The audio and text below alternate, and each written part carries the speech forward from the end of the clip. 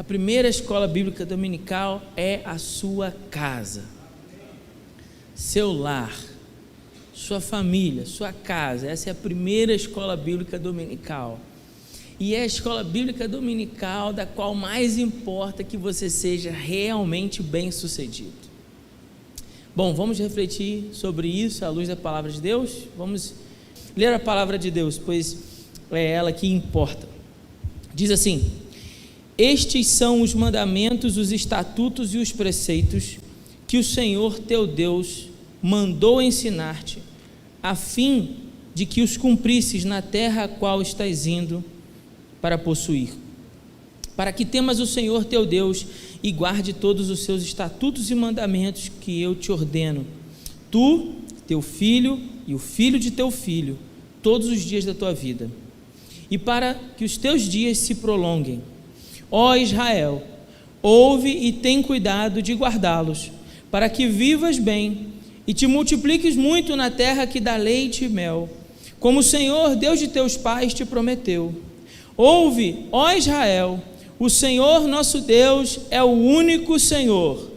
Amarás o Senhor teu Deus de todo o teu coração, com toda a tua alma e com todas as tuas forças. E essas palavras que hoje te ordeno estarão no teu coração, e as ensinarás a teus filhos, e delas falarás sentado em casa e andando pelo caminho, ao deitar-te e ao levantar-te. Também as amarrarás como um sinal na mão e como faixa na testa, e as escreverás nos batentes da tua casa e das tuas portas. Quando o Senhor, teu Deus, te estabelecer na terra que prometeu te dar em juramento feito aos teus pais, Abraão, Isaque e Jacó, com grandes e boas cidades que não edificaste, com casas cheias de tudo o que é bom, as quais não enchestes, e poços que não cavaste, vinhas e olivais que não plantaste, e quando comeres e te fartares, cuidado para não te esqueceres do Senhor, que te tirou da terra do Egito, da casa da escravidão. Temerás o Senhor teu Deus, e a Ele prestarás culto, e jurarás pelo seu nome. Não seguirás outros deuses, os deuses dos povos que habitarem ao teu redor, pois o Senhor teu Deus, que está contigo, é um Deus zeloso. A ira do Senhor teu Deus poderá se acender contra ti, e ela te destruirá da face da terra. Não coloqueis à prova o Senhor vosso Deus, como fizestes em Massá. Guardareis com cuidado os mandamentos do Senhor vosso Deus, como também os testemunhos e estatutos que te ordenou. Farás o que é justo e bom aos olhos do Senhor, para que vivas bem e entres na boa terra que o Senhor prometeu com juramento a teus pais, e tomes posse dela, para que expulses da tua frente todos os teus inimigos, como disse o Senhor. No futuro, quando teu filho te perguntar: que significam os testemunhos, estatutos e preceitos que o Senhor nosso Deus vos ordenou? Responderás a teu filho: éramos escravos do faraó no Egito, mas o Senhor nos tirou de lá com mão poderosa, e diante dos nossos olhos o Senhor fez sinais e maravilhas, grandes e terríveis, contra o Egito, contra o faraó e contra toda a sua casa, e nos tirou de lá para nos estabelecer e nos dar a terra que havia prometido aos nossos pais com juramento. O Senhor nos ordenou que obedecêssemos a todos esses estatutos, que temêssemos o Senhor nosso Deus para o nosso bem e em todo o tempo, para que Ele nos preservasse em vida, como estamos hoje.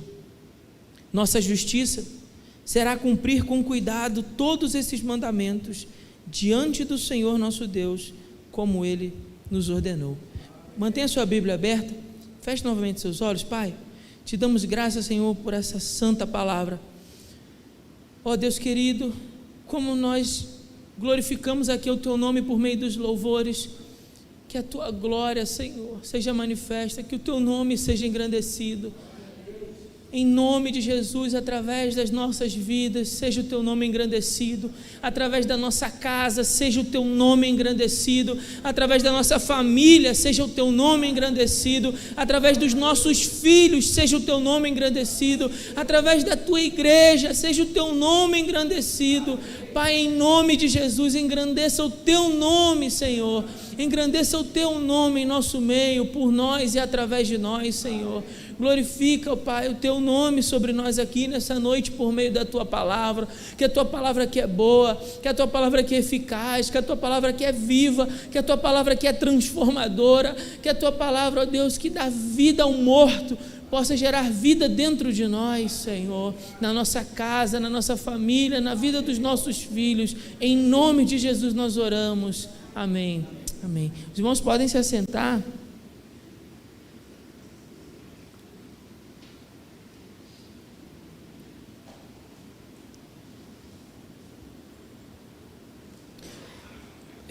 Desculpa, eu esqueci de perguntar, pastor, que horas eu tenho que acabar? Perdão. Café amanhã de manhã, né? 8 horas. 8 horas. 21, tá beleza. Bom, irmãos, brincadeira à parte, mas vamos meditar nesse texto. E o tema da nossa reflexão será: o futuro das próximas gerações está no ensino da palavra de Deus. O futuro das próximas gerações está no ensino da palavra de Deus. A gente falou aqui que a primeira escola bíblica dominical começa na sua casa. Esse texto é prova disso. Eu espero que só a mera leitura já tenha provado isso para você e eu não precise ficar passando a noite toda aqui argumentando sobre isso com você. Mas eu quero que você, junto comigo, possa mergulhar nesse texto hoje e a gente tentar extrair lições que possam fazer de nós pais melhores, mães melhores, filhos melhores, irmãos melhores. Porque a ideia de que cuidar de uma criança é só de um indivíduo, homem e uma mulher, ela é uma ideia muito moderna. À luz desse texto, o cuidado daquelas crianças estava na comunidade. A comunidade cuidava das crianças, a comunidade educava seus filhos, e a comunidade se importava com os filhos dos filhos. Por quê? Porque somos um povo, não somos um indivíduo. O conceito de indivíduo é um conceito muito moderno. A consciência de que nós somos um povo em Cristo Jesus, somos uma família em Cristo Jesus. O Evangelho resgata em nós valores que jamais poderíamos perder, como a ideia de que nós somos uma família. A alegoria bíblica para a igreja, mais significativa para nós nesse tempo, é que a igreja é uma família. Uma família, temos o mesmo pai, por isso nos chamamos de irmãos e de irmãs. Por isso o filho do meu irmão para mim importa tanto quanto meu filho, e eu sei que meu filho importa para você tanto quanto o seu filho, e nós nos ajudamos como comunidade a cuidar das nossas crianças. Você viu aquele grande exército aqui, né? Aquele grande exército de crianças aqui, e a preocupação de que essas crianças sejam ministradas o verdadeiro evangelho, para que o futuro da próxima geração esteja garantido. Precisamos nos dedicar com afinco ao ensino e ao discipulado da palavra de Deus, dependentes em Deus. Essa é a grande ideia desse texto. O futuro das próximas gerações vai estar garantido desde que nos dediquemos com afinco ao ensino e ao discipulado, dependentes em Deus. Dependentes em Deus. Essa é a grande ideia que esse texto traz para nós. Mas vamos pensar nesse texto um pouco. Bom, quem escreveu essas palavras? Moisés. Para quem escreveu? Para o povo de Israel. Quando escreveu? Pouco antes do povo entrar na terra de Canaã, na terra da promessa. Então veja, durante 38 anos aproximadamente, na altura desse texto, durante 38 anos eles saíram do Egito e aguardam a promessa de entrar em Canaã. Eles estão nessa expectativa. Eles já viram muitos sinais e prodígios. Eles viram a boa mão de Deus os conduzindo pelo deserto ao longo de todos esses anos. Eles viram a coluna de nuvem de dia, a nuvem de dia, a coluna de fogo à noite. Eles viram o maná, eles viram a água saindo da rocha, eles viram as águas amargas de Mara se tornarem águas doces, eles viram muitos sinais. Quando começa o livro de Deuteronômio, Moisés começa a resgatar alguns desses eventos. Ele começa a trazer à memória de novo do povo alguns desses eventos. Eventos que a gente vai ler lá em Êxodo, vai ler em Números. Mas quando ele resgata esses eventos, ele faz uma coisa interessante. Ele começa a propor ao povo, né? Começa a propor às pessoas uma aplicação. Então ele resgata uma ideia, ele resgata um fato, um acontecimento, e aí ele propõe um ensino a respeito daquele acontecimento e entrega isso ao povo. Então, ao longo do livro de Deuteronômio, isso se repete. Ele vai lá atrás, resgata um fato, apresenta novamente o fato, aplica um ensino para o povo e orienta o povo. Por que Moisés está fazendo isso em Deuteronômio? Por que acontece essa repetição e aplicação? Repetição e aplicação, repetição e aplicação. Porque Moisés está preocupado com o futuro das próximas gerações. Então ele deseja garantir de que o povo não vá se desviar dos caminhos do Senhor. A preocupação do líder daquele povo era garantir que o ensino da palavra de Deus fosse eficiente, garantindo o futuro das próximas gerações. Então, para isso, ele vai começar, depois de resgatar no capítulo 5 os mandamentos do Senhor. Ao longo do capítulo 5 ele resgata os mandamentos do Senhor. E aí no capítulo 6 ele vai começar a garantir que esse ensino e discipulado sejam eficientes. Por meio do quê? Da palavra de Deus, do discipulado na família, dependente de Deus na família. Por meio dos pais e das mães, essas crianças, então, o futuro da próxima geração estivesse garantido. Então, agora no capítulo 6, esse capítulo que a gente acabou de ler, ele, no início desse capítulo, ele vai falar sobre o que eles vão ensinar. Ele apresenta para nós o que ensinar. Ele apresenta para nós o objetivo desse ensino. Depois ele apresenta para nós, ao longo do capítulo, um perigo presente. Um perigo que ficaria constante e que o povo deveria tomar cuidado. E ele vai terminar falando sobre um discipulado insistente com os filhos. Um discipulado insistente. Então veja, primeiro o ensino, um ensino persistente, um ensino contínuo, um ensino diário. Depois ele apresenta um perigo e depois ele vai tratar do discipulado. A gente vai caminhar nessa direção à luz desse texto. Então essa primeira parte, pastor, onde é que você vê essa primeira parte? Vamos observar juntos aí. A partir do verso 1 até o verso 9, ele vai falar sobre esse ensino persistente da palavra de Deus que os pais e mães trariam para os seus filhos. Ele vai falar: esses são os mandamentos e preceitos que o Senhor teu Deus te mandou ensinar, a fim de que cumprisses na terra a qual está indo para possuir, para que temas o Senhor teu Deus e guarde todos os seus estatutos e mandamentos que hoje te ordeno. Qual é o alvo desse ensino? Tu, teu filho e o filho de teu filho. O alvo desse ensino é o quê? Primeiro, sou eu. Quem primeiro precisa estudar e praticar a palavra sou eu. No ensino cristão, no ensino da palavra de Deus, não cabe você dizer para uma criança: faça o que eu digo, mas não faça o que eu faço. Esse ensino é o ensino hipócrita dos fariseus. Esse ensino foi reprovado por Jesus. O ensino que nos importa é o ensino de: olha para mim, seja meu imitador como eu sou de Jesus. Olha para mim, filho, filha, olha para mim, ama ao Senhor, ama a palavra do Senhor.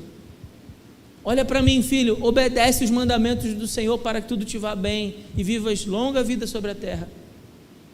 Filho, olha para mim, eu sou o primeiro alvo. O segundo alvo, então, aí sim é o meu filho. E se esse discipulado foi verdadeiramente eficiente, ele diz: o filho do teu filho. Quantos aqui já são avós e avós? Olha, um grande número de irmãos aí, né? Aqui também o cuidado que com seus netos, cuidado de transmitir a palavra para os seus netos, e que esse temor do Senhor, que os ensinamentos da palavra de Deus pudessem se perpetuar nos filhos e nos filhos dos filhos, nos filhos dos filhos. Aí ele diz mais, ele diz assim: todos os dias da tua vida, para que os teus dias se prolonguem. Então, o que ensinar? Os mandamentos. Quem são alvo do ensino? Eu, meu filho, e no futuro, o filho do meu filho, ou dos meus filhos. Ó Israel, ouve e tem cuidado de guardá-los, para que vivas bem e multipliques muito na terra que dá leite e mel. Outro alvo desse ensino é para que garanta o quê? A multiplicação saudável dos adoradores de Deus sobre a terra. Lembra que no Velho Testamento, nesse período, no Pentateuco, né, a ideia dessa multiplicação das pessoas, né, como o pastor brincou aqui, né, dos casais novos aí terem filhos, lembra que no Pentateuco essa ideia resgata para nós, né, ela expressa para nós a ideia de que os números de adoradores do Senhor se multiplicariam sobre a terra. O que? Nos filhos dos meus filhos, em que eu multiplique sobre a terra, porque a palavra de Deus nos orienta para que essas crianças que serão nossos filhos, elas sejam ensinadas no caminho do Senhor. Sendo ensinadas no caminho do Senhor, se tornarão adoradores. A gente sabe, através de Mateus, capítulo 28, que essa grande comissão de Jesus de fazer discípulos tornou a igreja uma mãe e que multiplica os seus filhos e filhas, multiplicando assim também o número de adoradores sobre a face da terra. Então a gente sabe que hoje essa ideia do Velho Testamento, ela repousa também sobre a igreja como uma verdadeira família do Senhor, como a gente já falou aqui. Mas em princípio, a ideia está em que eu tenha muitos filhos mesmo, e que eu ensine os meus filhos no caminho do Senhor, e assim eu multiplique o número de adoradores sobre a terra. É um bom conceito aí para se trabalhar, mas eu vou deixar esse para o pastor Gesiel falar por que os nossos jovens têm que ter mais filhos. Tenham mais filhos. Filhos são uma bênção do Senhor. E ele vai dizer: ouve, ó Israel, o Senhor nosso Deus é o único Senhor. Amarás o Senhor teu Deus de todo o teu coração. Qual é o ensino? O que eu vou falar para os meus filhos, pastor? Eu vou falar para que eles amem a Deus de todo o coração, com toda a alma, a sede dos seus sentimentos e emoções, e com todas as suas forças, com todas as suas capacidades físicas, que eles amem ao Senhor, de coração, de alma, com forças, com as suas forças. Essas palavras que hoje te ordeno estarão no teu, o quê? Coração. Veja, há um outro alvo aqui. O alvo do ensino para os nossos filhos, o alvo do ensino para garantir o futuro das próximas gerações com as nossas crianças, não pode estar apenas no intelecto. Em nome de Jesus, abra o seu coração e atente para isso. Senão as nossas crianças saberão tudo sobre quem foi que tacou a pedra no gigante. Ora, Davi. Essa é mole, pastor. Eu sei. Né? Como a gente brincou hoje de manhã, está aqui o bombom, mas deixa a minha paçoca. Quem tem entendimento, entenda, né? Mas as crianças vão saber tudo aqui, ó. Quem foi que era o pai de Davi? Aí o menino sabe responder, a menina sabe responder. Mas e o coração? O ensino bíblico precisa atingir o coração. Não basta apenas contar para eles histórias sobre quem é quem. É preciso transmitir a eles o significado. O que essa história quer dizer? Será que é só uma história sobre um pastor jovenzinho que está com uma pedra e derruba um grande guerreiro, um grande gigante guerreiro? Não, filho, olha, essa história é sobre o verdadeiro Deus que dá poder aos seus servos contra os falsos deuses. Então não é só uma luta entre um homem jovenzinho e um grande guerreiro, mas entre o verdadeiro Deus e um falso Deus. E filho, o verdadeiro Deus venceu. Ele dá poderes extraordinários aos seus servos para realizar coisas extraordinárias. Aí o ensino não pega apenas no intelecto, mas toca no coração. Então por isso ele fala, olha, essas palavras estarão no teu coração. Mas veja, se essas palavras estarão no teu coração, sugere a ideia também de que não apenas o ensino transmitido vai alcançar o coração dos nossos filhos, mas que ele também está no teu coração. O teu. Delas falarás, mas a palavra diz que a boca fala do que o coração está cheio. Como eu vou transmitir para o meu filho que ele ame o Senhor como o único Deus, que ele ame o Senhor com todo o seu coração, com toda a sua alma, com todas as suas forças, que ele pegue o seu vigor físico, a sua saúde, as suas capacitações físicas e ofereça-as para viver na obra do Senhor? Como eu farei isso se o meu coração primeiro não está cheio? O meu coração precisa se encher de amor por essa palavra. Essa palavra precisa constranger meu coração, ela precisa tocar meu coração. Eu preciso estar apaixonado por essa palavra, amando essa palavra, amando o Senhor, que é revelado por essa palavra, amando o Senhor de todo o meu coração como meu único Deus, nenhum outro Deus diante dele. E a ideia de idolatria hoje é talvez diferente do que aquele tempo com falsos deuses de imagem. Pense em idolatria, o Deus também que nós construímos fruto das nossas percepções. Como eu disse hoje aqui de manhã, se o Deus que você adora não é o Deus revelado pela palavra de Deus, você também adora um falso Deus. Fruto das tuas percepções, fruto das tuas impressões, fruto da tua herança cultural transmitida pelo seu pai, pela sua mãe. Se você não conhece a palavra, você não conhece a Deus. É simples assim. E se eu não conheço a Deus, pastor, quem é que eu vim adorar hoje? Não faço a menor ideia. Talvez um Deus estranho. Talvez um Deus fruto da minha própria criação humana. Mas será que esse Deus que eu adoro é o Deus revelado pelas Escrituras? Um Deus que tem ciúme de mim porque é zeloso. O seu zelo revela o seu amor leal. Um Deus que me amou e que me atraiu com laços de amor eterno. Esse Deus que é rico em graça e misericórdia. Eu me encho desse amor do Senhor e então eu falo. E quando eu falo, esse ensino toca o coração dos meus filhos, não apenas a sua mente, mas o seu coração. E ele diz, essas palavras que hoje te ordeno estarão no teu coração, as ensinarás a teus filhos e delas falarás, sentado em casa e andando pelo caminho, ao deitar-te e ao levantar-te. A ideia aqui é no dia a dia. Como é que esse ensino vai acontecer? No dia a dia. No dia a dia. Seu filho acabou de chegar em casa e ele contou que lá na escola aconteceu uma situação, que eu não vou falar, a gente está gravando, mas imagina aí uma situação XYZ qualquer.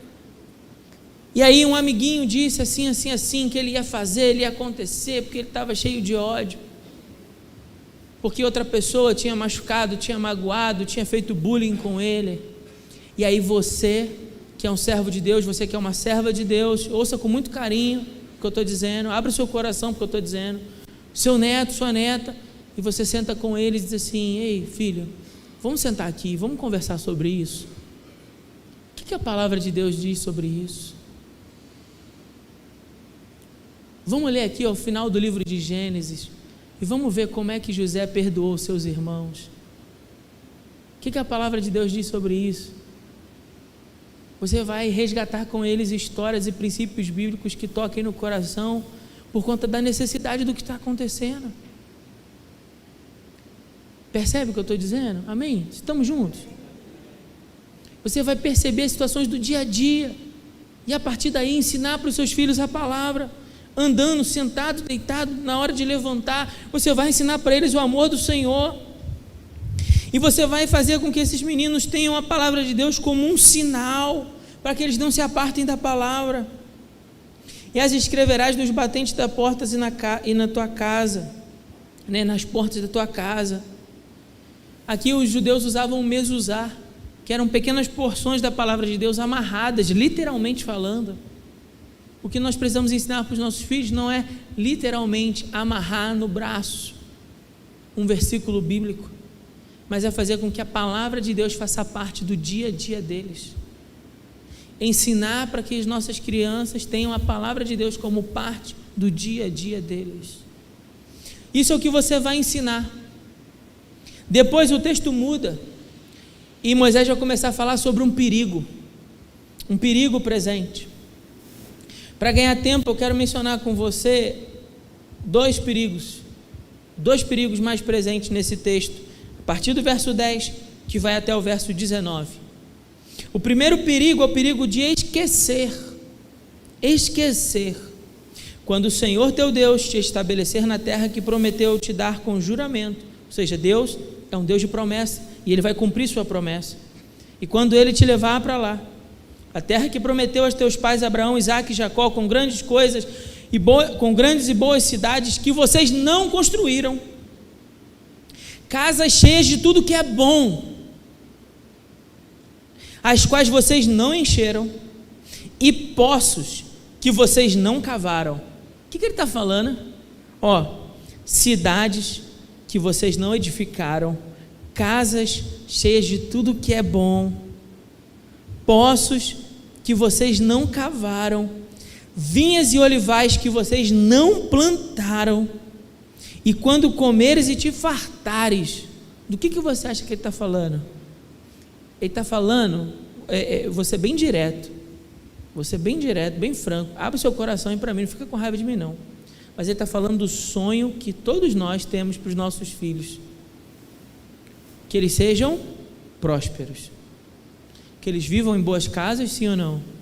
Que as casas sejam abastadas de tudo que é bom, e glória a Deus por isso, que eles tenham roupas para vestir.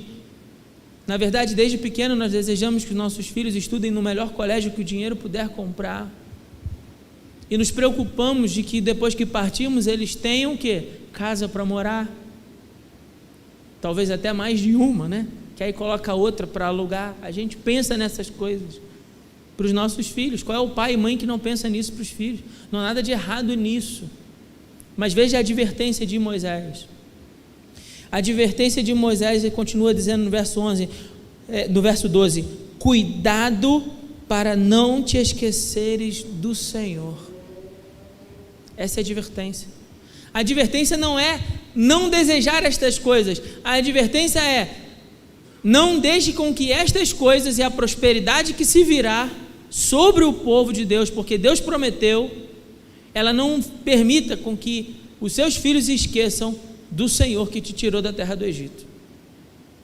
O perigo é de experimentarmos as bênçãos vindas do trabalho de outros até, e uma vez experimentando essas bênçãos na prosperidade, a gente se esqueça do que vale mais. É óbvio que eu desejo que meu filho tenha uma boa casa, mas se eu não ensinar a palavra de Deus, ele nunca terá um lar. É óbvio que eu desejo que meu filho tenha na sua casa tudo do bom e do melhor, mas se eu não lhe ensinar a palavra, ele nunca conhecerá um Deus da provisão. É óbvio que eu desejo que meu filho tenha roupas boas para vestir, um bom carro para andar, tenha conforto na sua vida. É claro que eu desejo isso, meu irmão e minha irmã, mas se eu não ensinar a palavra de Deus, pode ser que tendo essas coisas, ele se esqueça da boa mão do Senhor, que lhe tirou da casa do Egito, do lugar da escravidão, do Deus que nos resgata do pecado, do Deus que nos livra das trevas do Egito e nos leva para a sua maravilhosa luz, do Deus que faz com que o morto nos seus delitos e pecados tenha vida juntamente com Cristo e seja salvo pela graça, do favor imerecido do Senhor. Se eu não ensinar a palavra de Deus, pode ser que tendo tudo, ele se esqueça do que vale mais, e ele se perca. Eu tenho conversado com muita gente nesse tempo, muito preocupado que seu filho seja um campeão vitorioso, que ele consiga um bom emprego, uma boa casa, um bom lugar para morar, roupas boas para vestir, um bom casamento. Olha, isso tudo é muito louvável, mas eu quero te fazer uma pergunta: esse pensamento parte das Escrituras para sua família? Ou ele parte fruto de uma influência cultural, materialista do nosso tempo? Tenha o cuidado de se fazer esse questionamento, meu irmão, minha irmã. Os sonhos que você tem para os seus filhos e para os seus netos, eles partem das Escrituras, eles são sonhos que partem de Deus para a sua família, ou eles são sonhos que nascem no meio da cultura desse tempo que nós estamos vivendo, que é extremamente egoísta e materialista. Eu desejo que meu filho tenha todas essas bênçãos, é óbvio, qual é o pai que não vai desejar? Mas mais do que isso, eu desejo que meu filho seja um homem de Deus.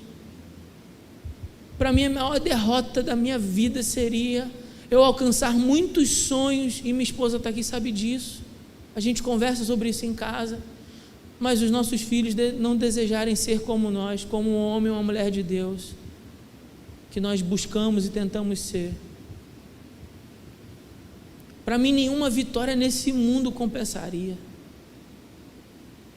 Nenhuma vitória profissional, numa situação de negócio, de sucesso, compensaria o fato de falhar com o meu filho. Por isso esse texto me confronta também, porque como pastor eu entendo à luz desse texto que a primeira igreja que eu pastorei é a minha casa, que meus filhos precisam me ouvir falar do Senhor, que a minha esposa precisa me ouvir falar do Senhor, que eu preciso compartilhar com eles testemunhos, fruto de um coração piedoso, porque senão eu vou me ralar de trabalhar, como diz o Salmo 127, levantar de madrugada, dormir tarde, comer o pão de dores, mas o Senhor abençoa os seus amados enquanto dormem.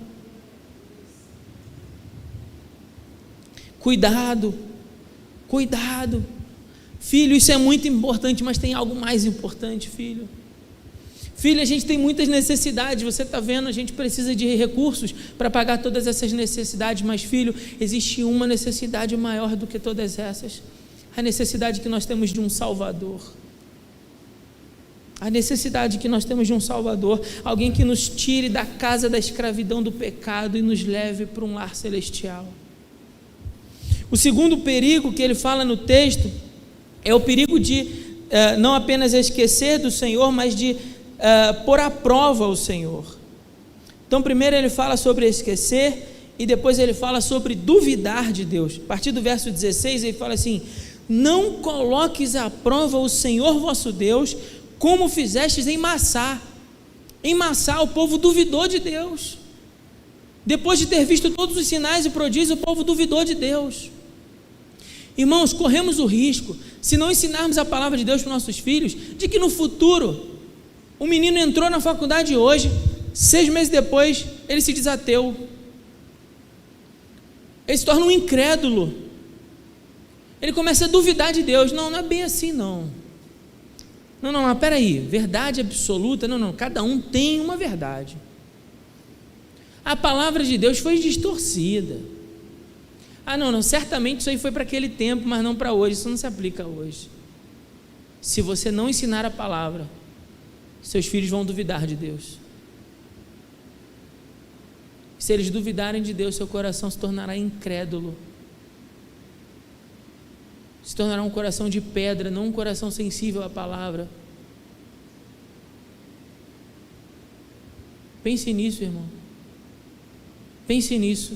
Se não ensinarmos a palavra com ensino, com discipulado, dependendo de Deus, dependentes em Deus, não haverá futuro para a próxima geração. Aí ele vai apresentar esse perigo e vai dizer: guardareis com cuidado os mandamentos do Senhor vosso Deus. Estou lendo o verso 17. Guardareis com cuidado os mandamentos do Senhor vosso Deus, como também os testemunhos e estatutos que te ordenou. Farás o que é justo e bom aos olhos do Senhor, para que vivas bem e entre na boa terra que o Senhor prometeu com juramento aos teus pais, e tome posse delas, para que expulse da tua frente todos os teus inimigos, como disse o Senhor. Ele está dizendo assim: olha, Deus há de cumprir promessa, Deus é fiel na sua palavra, então aquilo que Deus disse aos nossos pais, Ele irá cumprir, mas não duvide do Senhor. Não ponha Deus à prova, como nós colocamos em Massá. Não ponha Deus à prova. Não esqueças que foi a boa mão do Senhor que te abençoou e te deu cidades e casas cheias de tudo que é bom, e poços que vocês não cavaram, e árvores frutíferas que vocês nunca plantaram. Foi a boa mão do Senhor. Sabe o que acontece nesse texto? Pensando no nosso tempo, trazendo para o momento presente, vamos pensar junto. Imagina que você trabalha a beça, meu irmão. Você trabalha pra caramba e aí você se esforça. E muitas vezes você nem vem na igreja durante a semana porque você está pensando na pós-graduação, no mestrado, talvez até no MBA, no doutorado, para se especializar e para progredir de carreira. E aí você se dedicou a sua vida inteira e você ralou pra caramba para fazer bons negócios, para gerir bem os recursos que Deus te deu. E administrou isso de uma forma muito maravilhosa, de forma que o seu filho hoje, ele desfruta de uma prosperidade que talvez você e seus pais não viram isso antes. Esse talvez seja o sonho de praticamente todo jovem e adolescente desse tempo. Talvez até de muitos adultos. E aí o seu filho não foi educado no caminho do Senhor. Você se preocupou que ele tivesse o melhor ensino no colégio, mas ele não tinha o ensino da palavra em casa. Aí ele é um grande potencial no mercado de trabalho, mas é anêmico e fraco no evangelho. E aí aquela geração se perdeu. E aí daqui a pouco você não vai estar mais aqui para ver seus filhos brigando pela herança. Eu estou falando algum exemplo muito, muito fora da nossa realidade? Não estou, né, irmãos? Estou não. E aí a gente está vendo as brigas por herança. E dá uma tristeza no coração, porque eu fico pensando que se o pai ou a mãe tivesse vivo ainda, tudo que eles não iam querer é aquela briga entre os irmãos por causa do que foi deixado. Palavra, preciso deixar a eles os entendimentos da palavra para que eles não venham se esquecer que foi a boa mão do Senhor que estava sobre nós, para que eles não venham duvidar do Senhor. 2 perigos sempre constantes. O ensino deve ser persistente, porque o perigo é constante. E por último ele encerra falando do discipulado. A partir do versículo 20 ele vai dizer: o Senhor nos ordenou que obedecêssemos, verso 20, no futuro, quando teu filho te perguntar que significam estes estatutos e esses preceitos que o Senhor nosso Deus vos ordenou. Imagina seu filho perguntando isso: o que significa isso aqui, papai? Significa isso, mamãe? O que você responderá? Verso 21, responderás a teu filho: éramos escravos no Egito, mas o Senhor nos tirou de lá com mão poderosa. E diante dos nossos olhos o Senhor fez sinais e maravilhas grandes e terríveis contra o Egito, contra o faraó e contra toda a sua casa, e nos tirou de lá para nos estabelecer e nos dar uma terra que havia prometido aos nossos pais como juramento. Sabe o que ele está falando? Que os pais iriam contar para os filhos a sua história. É isso. Você percebe isso? É aquela geração. Eles ainda estão vivos, eles saíram do Egito, treinaram seus filhos, eles não vão entrar, a maioria já morreu pelo deserto,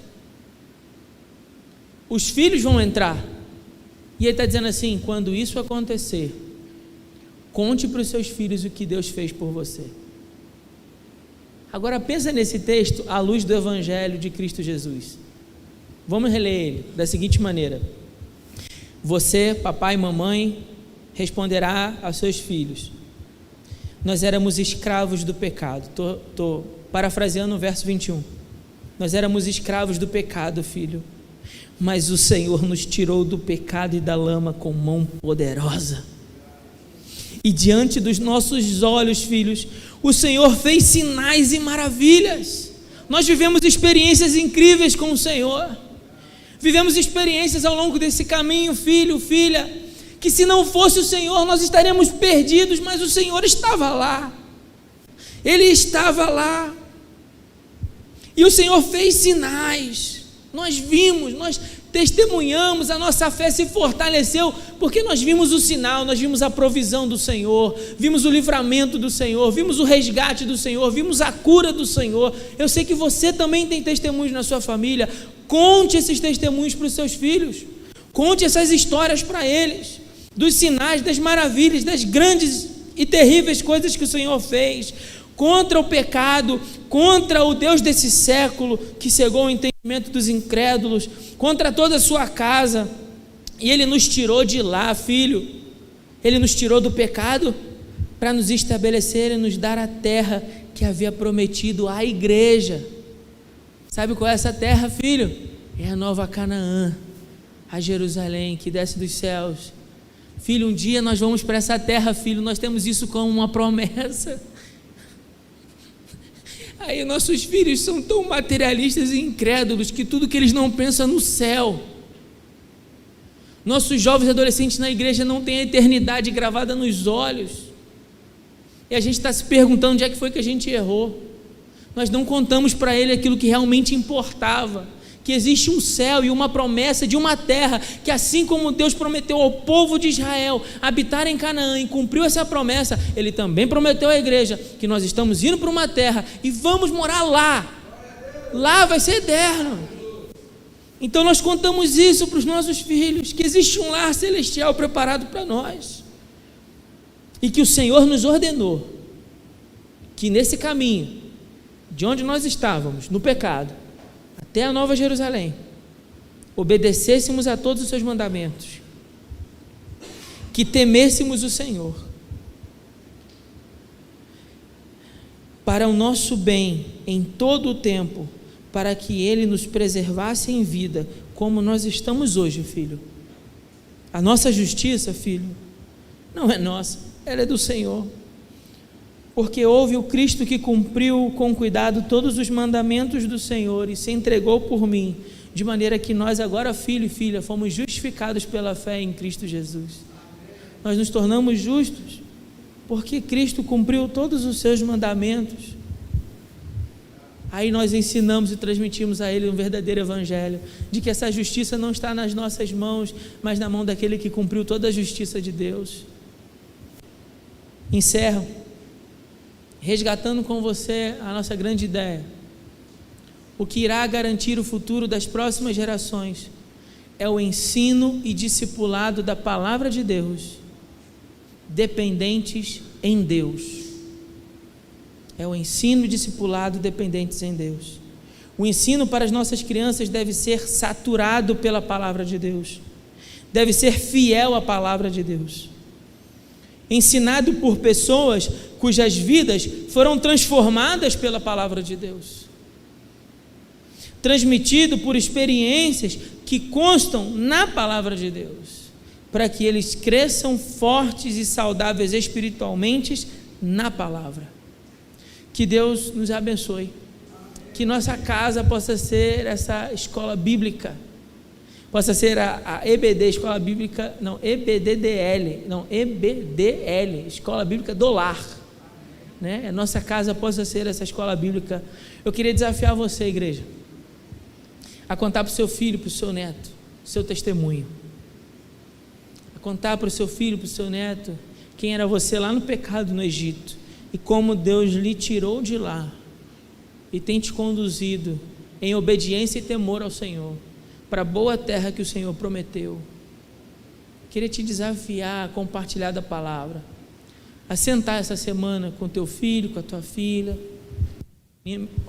mesmo que sejam crianças, sentar com eles e explicar: filho, houve alguém que morreu por nós na cruz, houve alguém que nos perdoou os pecados, porque nós desobedecemos a Deus, mas que nos amou e se entregou por nós. Ele é o nosso Salvador, filho. Nós precisamos dele mais do que todas as coisas, filho. Precisamos dele mais do que a comida que nós comemos, filho. Mais do que o lugar que moramos, mais do que as roupas que vestimos. Nós precisamos dele, filho. Precisamos dele, filho. Ele é a nossa maior necessidade nessa vida. O nosso maior problema, filho, não é ter a conta de luz atrasada. O nosso maior problema, filho, não é pagar a prestação do carro. Filho, nosso maior problema é o pecado. Precisamos lutar contra o pecado. Filho, nós precisamos nos revestir do poder, porque toda a capacitação vem dele, e o poder é do Espírito Santo, sem o qual nós não conseguimos viver essa vida em santidade, filho. Papai não vive em santidade porque tem mais vergonha na cara que você, não, filho. Papai vive em santidade por causa do poder do Espírito Santo. Porque se não fosse o Espírito Santo, papai era sem vergonha como qualquer outra pessoa. Filho, sabe aquele homem lá naquele bar bêbado? Filho, sabe aquele homem lá na rua, drogado? Se não fosse a graça de Jesus, filho, papai também poderia estar ali.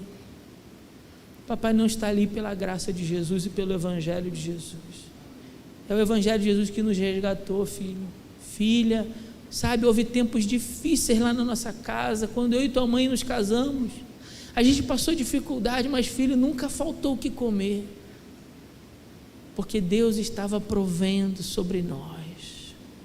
Papai não tinha emprego, mamãe não tinha trabalho, mas a boa mão do Senhor estava sobre nós, filho. Nunca nos faltou o que comer. Filho, nós nunca tivemos uma casa própria, mas nunca nos faltou lugar para morar.